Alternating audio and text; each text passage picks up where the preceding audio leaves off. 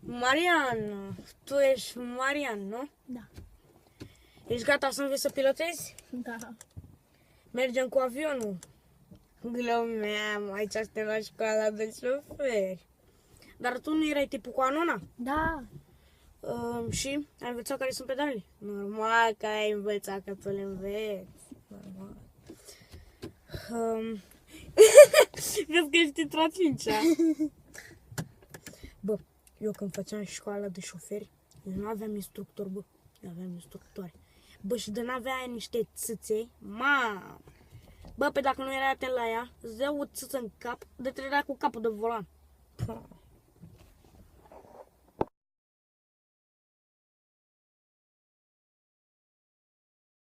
Vai, bă, ce bate soarele.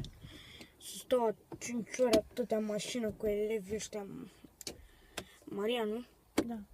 Bă, am avut astăzi o elevă de-asta la mine. Bă, bunăciune de fată, bă, dar bunăciune când te gândeai la ea, când te gândeai în paradis. Bine că avea 18 ani, că nu știu, mă băgau ăștia la ProTV, nu știu pe unde dracu mă mai băgau.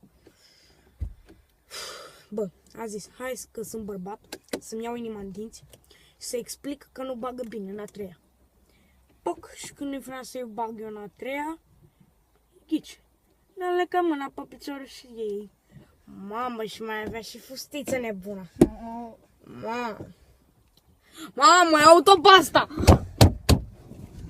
Mamă, ce blondă! Mâncai și gurița ei. Mamă, și când i-am pus mâna pe picior, avea un picior atât de fin. Mamă, și era să intre în stâlp cu mașina. Nu știu dacă din greșeală pentru că îi plăcea de mine sau intenționat pentru că am enervat-o.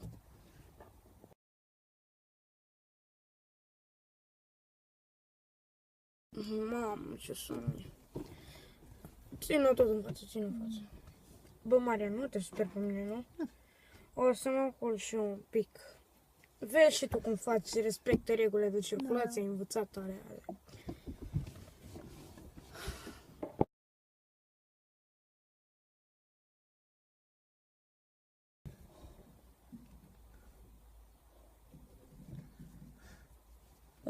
Ce fac aici? Stânga, dreapta, înainte, înapoi? Fă cum ți ce mai bine.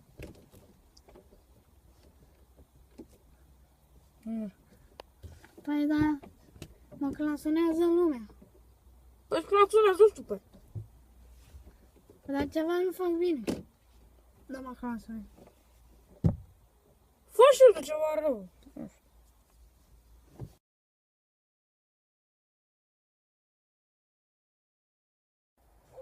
Aici aveți stop, te oprești. Eu nu mă opresc. Bine, nu e nimic. Așa învățăm din greșeli. Așa e și tu la început.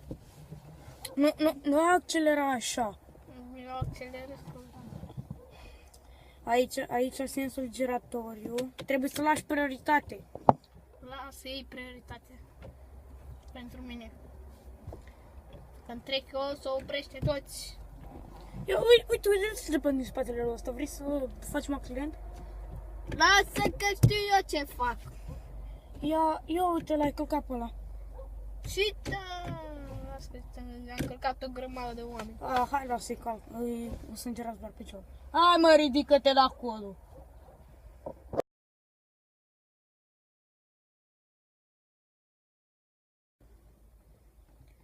Aici, ușor, ușor. Ce naiba mergi cu 10 la oră? Aoleu. Centură. Vrei să mă bagi la pușcărie, tu, mă? Ține mâna pe volan acolo. Doamne, maica Domnul ăsta, vrea să mă bagi la pușcărie. Nu am văzut cum ca asta.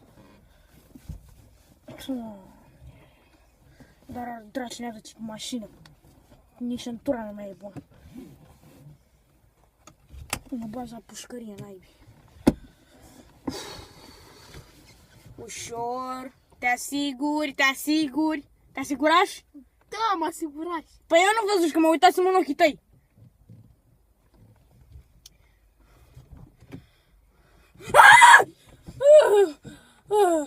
Doamne, ce era să ne bușim. Doamne, uite, fii mai și tu mai atent! Păi dacă ăla să bagă ca prostul Senciu giratoriu? Păi și ce, tu ești la fel de prost să te bagi acolo? Elevii ăștia.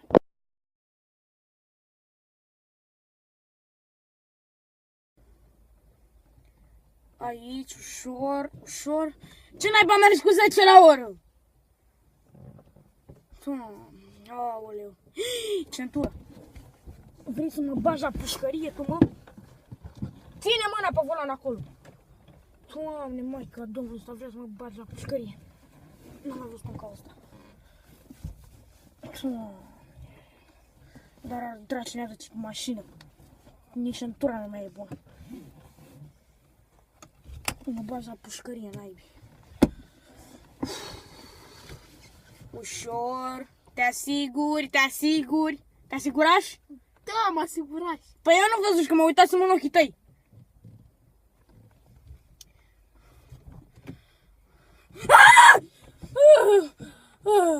Doamne, ce era să ne bușim.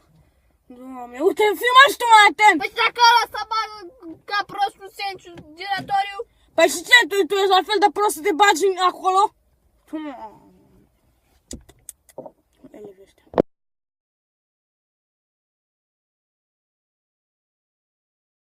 Hai bă, dracu, că s-ai făcut verde și hai bă și tu mai repede, că ce, tu ești mai prost ca ei?